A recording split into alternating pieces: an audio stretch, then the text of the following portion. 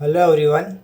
So in this video we will be looking into another user defined program which is based on Automorphic. If you haven't watched my previous video, then I would like to recommend you that please watch that previous video before proceeding in this video, because the concepts of return, what is the return statement, how to use in a program, that I have explained in that video.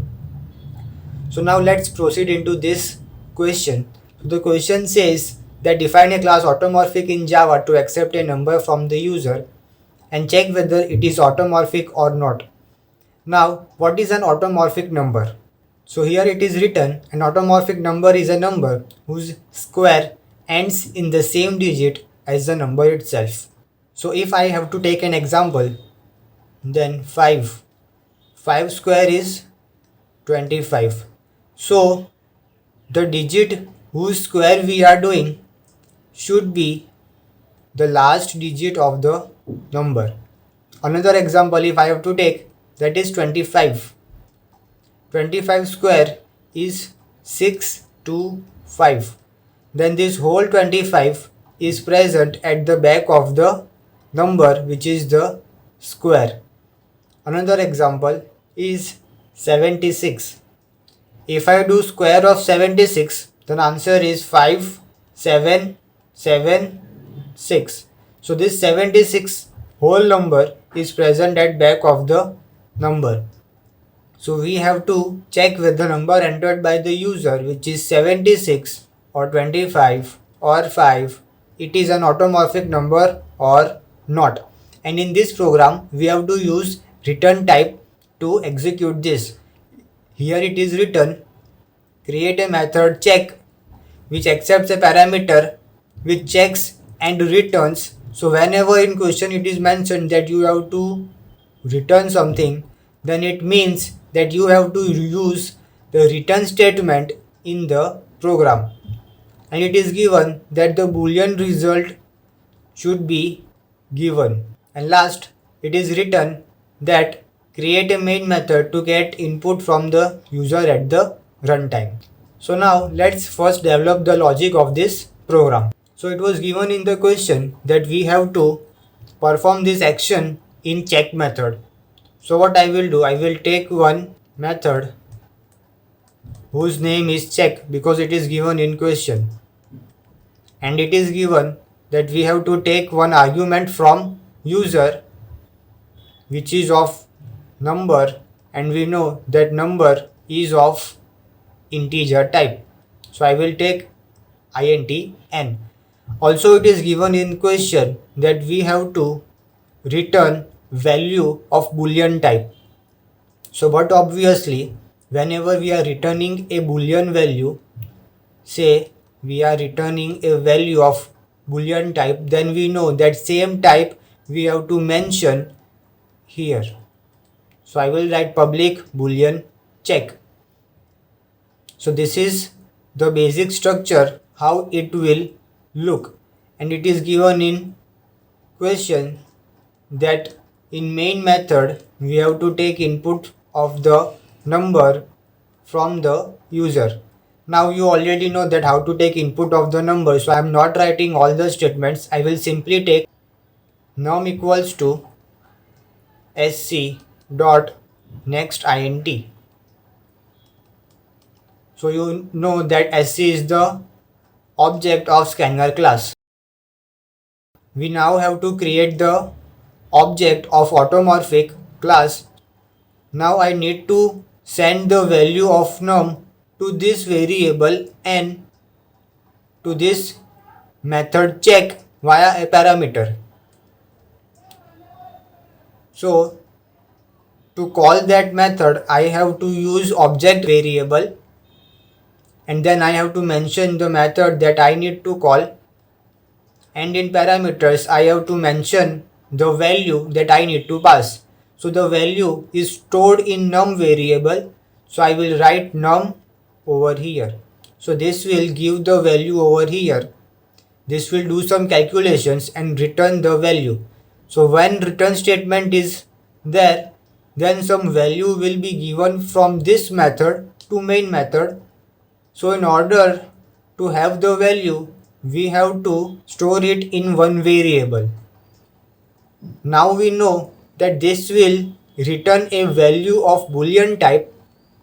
So the method we are using over here should be of boolean type. So result is of boolean type, which we have to declare over here at the start of the main method. And it is given that we have to print the boolean value. So I will simply print the value of result, system.out.println result.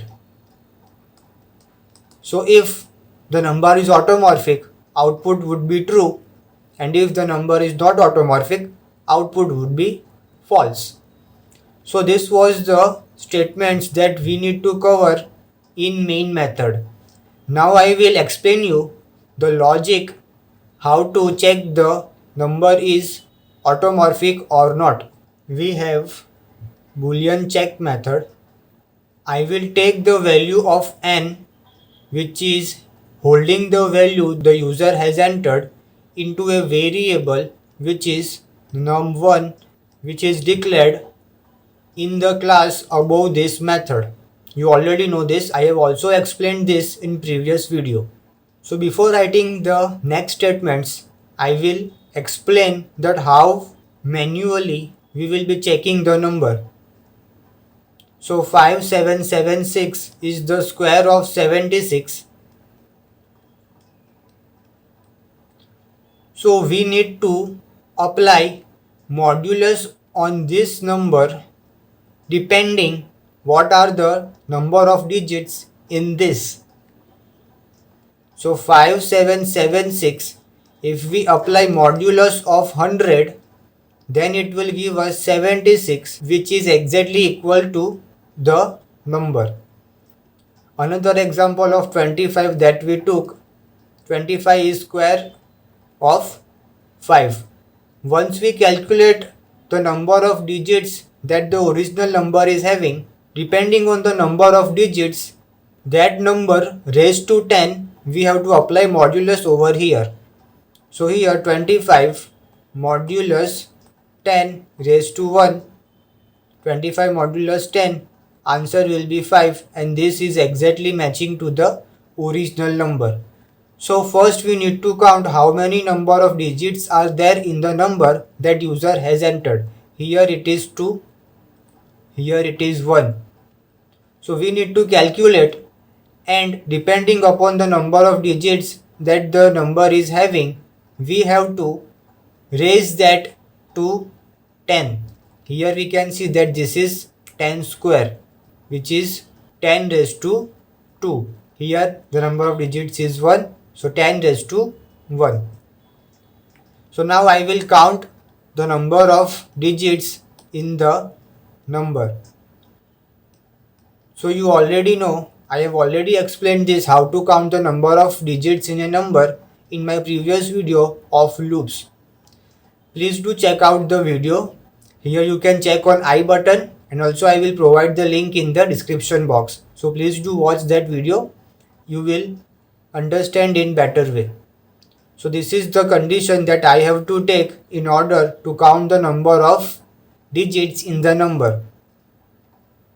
So num1 equals to num1 divided by 10, and I will take one count variable which is initialized to 0 before the start of method, and therefore this will keep on counting the digits that are there in the number. After doing this, I will actually find the square of the number which user has entered. So this will give me the square of the number the user has entered. So the value of number is in n variable, so I will multiply these two and will store in sq variable.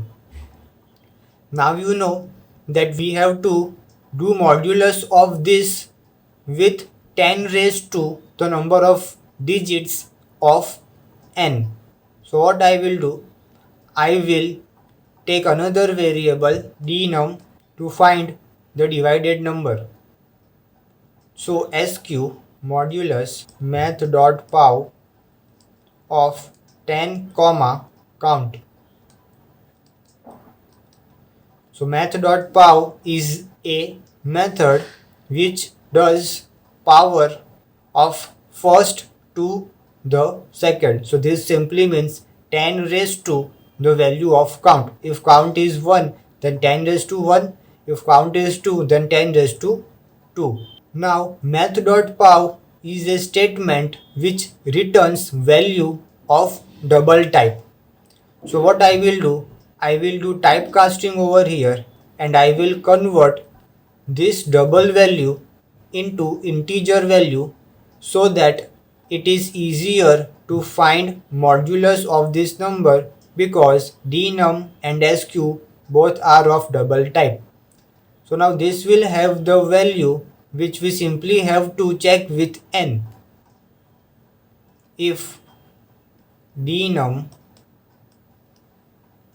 equals to n, then we know that it is true. So what I will do, I will return true, because we know that the return value should be of boolean type. So I have written true.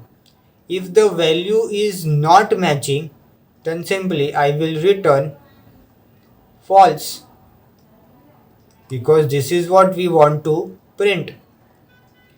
If I have to take example of this, then let's say the value entered is 25. N value is 25. The user has entered value of 25. Then num1 value is also 25. This will go inside this. Num1 is 25. So num1 is greater than 0. Yes, the num1 is greater than 0. It will go inside the loop. It will divide it by 10. So now value becomes 2. It will increment the value of count to 1. It will again go above. Num value greater than 0. Yes, it is greater than 0. It will go inside. It will divide the number by 10. So this becomes 0. It will go and count the value. So this will now become 2.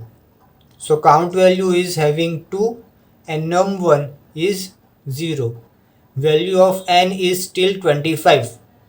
SQ equals to n multiplied by n. Value of n is 25. So SQ equals to, SQ will be 625.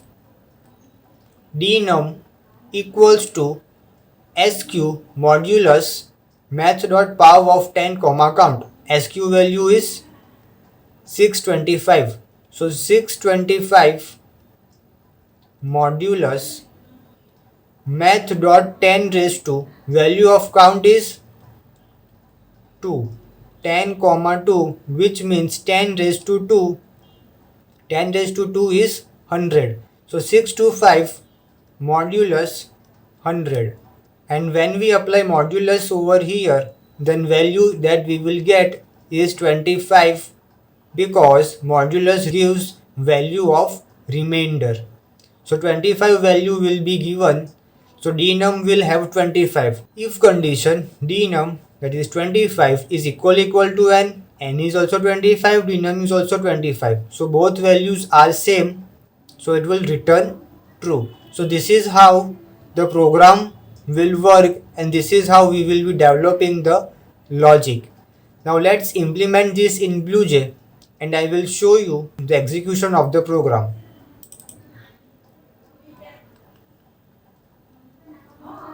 So this is the whole program. If you want, you can take screenshot of this. This is the public boolean check method, and below we have public static void main method.